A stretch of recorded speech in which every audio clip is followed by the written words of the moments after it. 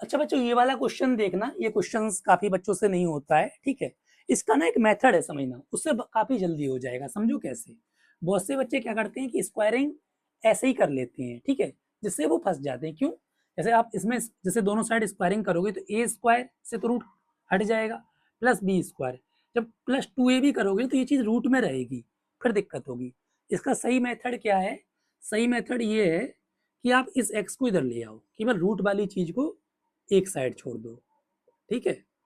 अब हम क्या, देखो समझना, अब स्क्वायरिंग कर लो, स्क्वायरिंग बोथ साइड्स, ठीक है। समझ में आया? यानी कहने का मतलब रूट वाली चीज को एक साइड छोड़ दो, बाकी चीज एक साइड कर लो।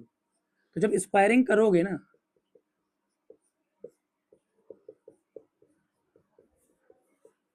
स्क्वायर से रूट कैंसिल आउट, ठीक, समझ में आया? इधर स्क्वायर से रूट कैंसिल आउट हो जाएगा, और इधर तो a माइनस बी का होल स्क्वायर खुल जाएगा। a माइनस बी का होल स्क्वायर होता है a square plus b square minus 2ab। तो 13 का स्क्वायर 169, एक्स का square x square minus 2ab, 2 into 13 into x, तो माइनस 26x। समझ में आया? ठीक है। अब ध्यान समझना, एक्स स्क्वायर माइनस 26x, इस 2x को इधर पहुंचा देता हूं तो माइनस 2x, ठीक। और ये 169 इधर पहले से है, इस 9 को इधर पहुंचा देता हूं तो माइनस 9, ठीक। X square minus 28x plus 160। समझ में आ रहा है? अब ये इक्वेशन बन गई क्वाड्रेटिक इक्वेशन, इसको हम स्प्लिटिंग द मिडल टर्म से सॉल्व कर लेते हैं। समझ में आया? यानी पहले और लास्ट में का मल्टीप्लाई करना होता है विद साइन। विद साइन का मतलब ये है, अगर यहाँ माइनस 160 होता तो हम लिख देते माइनस 160 एक्स स्क्वायर। समझ में आया? अब इसके ऐसे फैक्टर्स करने हैं जिनका सम माइनस 28x आए। तो अब ये तो दिमाग लगाना पड़ेगा, तो पहले 160 के हम फैक्टर्स करते हैं, उसी में से सोचेंगे कुछ ना कुछ। 80 है, 240, 220, 210, 25, ठीक। अब सम 28 लाना है, चलो दिमाग लगाते हैं। 5 टू जा 10, 10 टू जा 20, 2 टू जा 4, 2 जा 8, 20 और 8, है ना। तो यानी हम लिख सकते हैं माइनस 20x माइनस 8x, ठीक।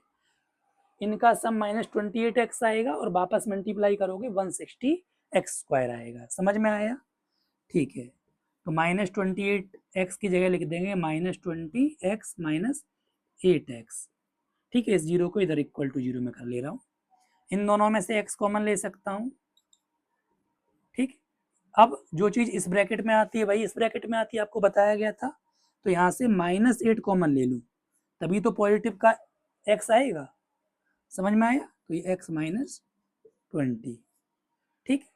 अब x माइनस 20 कॉमन ले लिया जाएगा, तो जब x माइनस 20 कॉमन लोगे तो कॉमन का मतलब क्या होता है? डिवाइड देना। तो इस पूरी चीज को जब इससे डिवाइड दोगे तो ये 1 इंटू एक्स, एक्स, इस पूरी चीज को इससे डिवाइड कर दोगे तो 1 इंटू माइनस 8, माइनस 8।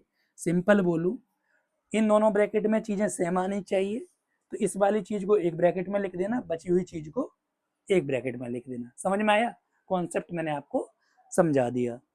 एक मिनट रुकना। अब क्या काम करते हैं, ध्यान से सुनना।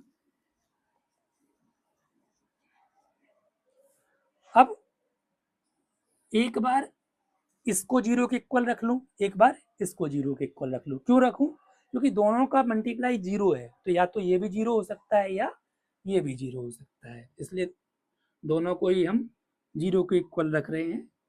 समझ में आया? तो x इक्वल टू 8 और x इक्वल टू 20, ये हमारी x की वैल्यूज हुई, ठीक है। हमें x की वैल्यू फाइंड आउट करनी थी, तो x की वैल्यू 8 हो सकती है या x की वैल्यू 20 हो सकती है। समझ में आया? ठीक है।